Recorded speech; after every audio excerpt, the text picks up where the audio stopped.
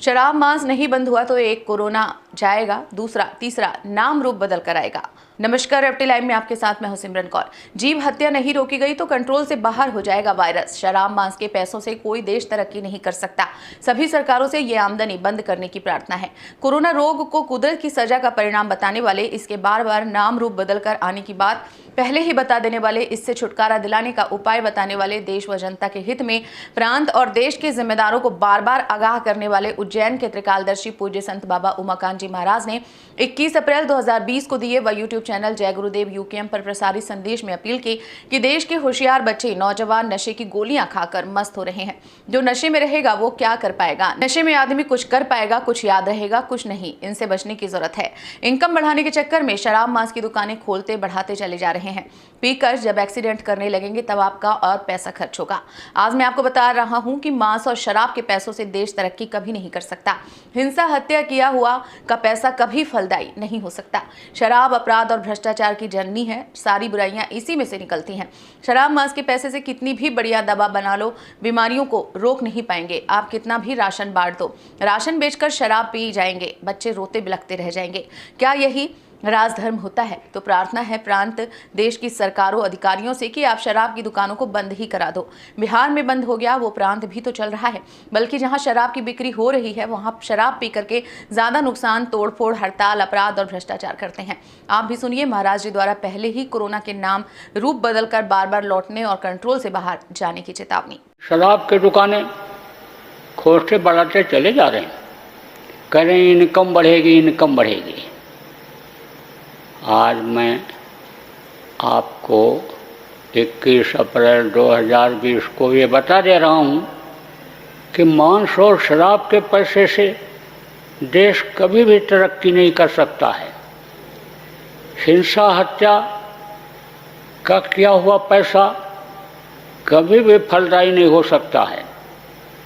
और कितनी बढ़िया से बढ़िया दवा बना लो आप, इस पैसे को लगा दो कल कारखाने में।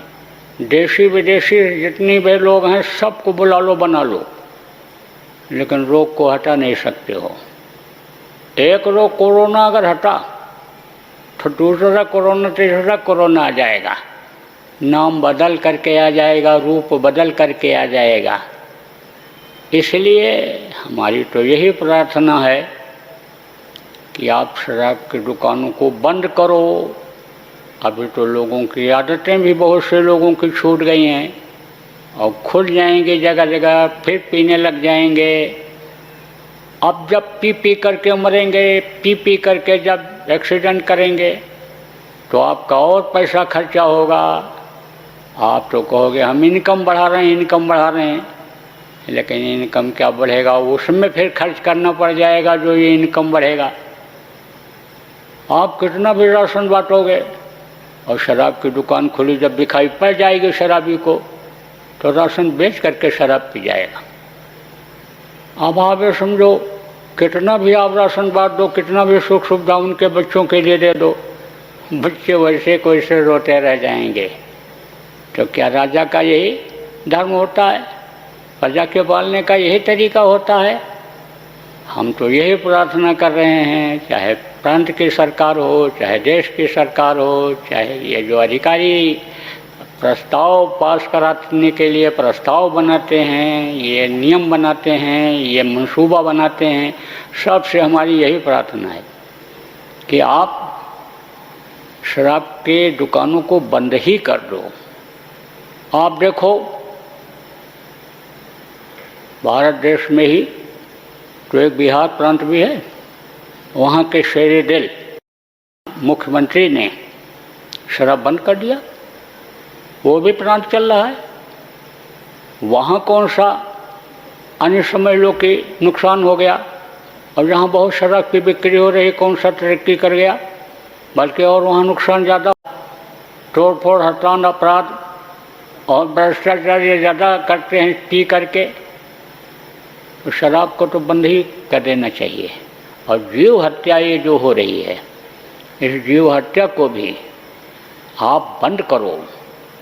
आप ये समझो नहीं, इतना वायरस बढ़ेगा कि कंट्रोल कर पाना बहुत मुश्किल हो जाएगा। अभी से हारने लग गए ये सेवा करते करते, काम करते करते अभी से हारने लग गए, डरने भी लग गए, क्योंकि इनको भी रोग होने लग गया, तो आगे चल कर के आपकी उम्मीदें यानी रखी ही रह जाएंगी, पानी फिर जाएगा। इसलिए बात को मान लेना चाहिए।